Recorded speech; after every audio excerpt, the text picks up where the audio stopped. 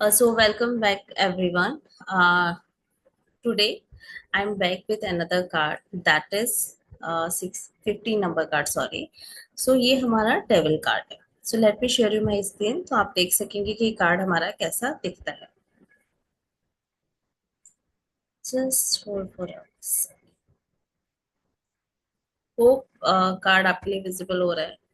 सो ये डेविल का कार्ड है एंड दैट इज 16 नंबर. तो अगर हम सिक्स की बात करें तो ये कॉम्बिनेशन आपका सिक्स का बनाता है. सिक्स की अगर हम बात करें तो सिक्स नंबर टैरो में डिनोट करता है आपके रिलेशनशिप, फैमिली, लव और जो भी मटेरियलिस्टिक चीजें हैं. But at the same point of time six number denote करता है jealousy, lust, strong desire, guilt, आपकी ग्रीड, आपका एंगर, इस चीज को भी डिनोट करता है. सो लाइक है ना मेटेरियलिस्टिक फॉर्म. सो जैसे हम लव बोलते हैं, so that is very pure feeling. But at the same point of time lust is in a negative form. Okay. अगर हम ये कार्ड देख रहे हैं तो इसमें अगर आप देखोगे तो background is black. There is a devil who sits there and उसके पंजे आप देखोगे ना, तो पंजे के नीचे देयर इज अ जार जहां पर कड़ी जुड़ी हुई है. So there is a like एक कड़ी जुड़ी हुई है जिससे two persons are naked at the same point of time.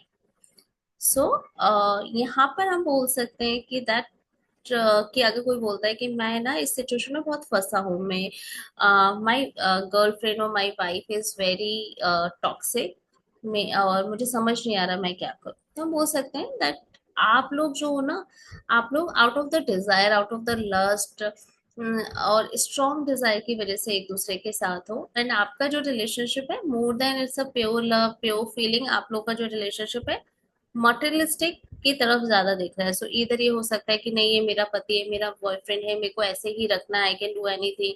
तो ये वो कमांडिंग चीज आ जाती है. ऐसे ही अगर बिजनेस में आता है तो हम बिजनेस में भी इस चीज को बोल सकते हैं. सो लेट्स फॉरगेट एंड हम देखते हैं कि इसके मीनिंग क्या क्या हो सकते हैं. So it's a bondage. कहीं ना कहीं आप उस सिचुएशन में बंधे हुए हो, अंधे हुए. मेटेरियलिज्म यानी आप भौतिक अपनी मनोस्थिति की वजह से या भौतिक बाहरी चीजों की वजह से या प्रलोभन की वजह से आप हो. ये प्रलोभन या ग्रीड भी दिखाता है. इग्नोरेंस है, या तो आप लोग को उसकी चीज की नॉलेज अच्छे से नहीं है एंड आप उसमें ट्रैप में फंस गए हो. ये आपको होपलेसनेस भी दिखाता है, निराशाजनक दिखाता है. ये आपके जो भी हम काम, क्रोध, लोभ, मोह जो हमारे पुराणों में बोले जाते हैं, तो ये सारे काम, क्रोध, लोभ, मोह को दिखाता है. वायलेंस दिखाता है, बदला लेने की फीलिंग दिखाता है. जैसे मान के चलिए कि मेरी वाइफ ने या किसी के हस्बैंड ने उसके साथ गलत किया, सो इंस्टेड आप उसका एक कोई भी सॉल्यूशन निकाल सकते हो. सपोज अगर रीना का बॉयफ्रेंड है विवेक, एंड विवेक ने ना चीट किया है रीना पर with some other girl, and instead कि भाई आप उस चीज को लेकर बात करो to break this relationship, move ahead, Reena ये चूज करती है कि भाई I want to get revenge. आप मेरे साथ रिलेशनशिप में थे, आपने ये कैसे किया. सो दैट इज लाइक वायलेंस और रिवेंज आ रहा है. So this kind of revenge is that आप अधिकार से वो बदला ले रहे हो, आउट ऑफ जेलसी ले रहे हो, या फिर आप उस चीज का एक बहुत प्यारा सा सॉल्यूशन निकाल सकते हो बट आप लेना चाह रहे हो. क्रुएलिटी दिखाता है, बुरे विचार दिखाता है, प्रेरणाएं दिखाता है. सो ये card all about the negative.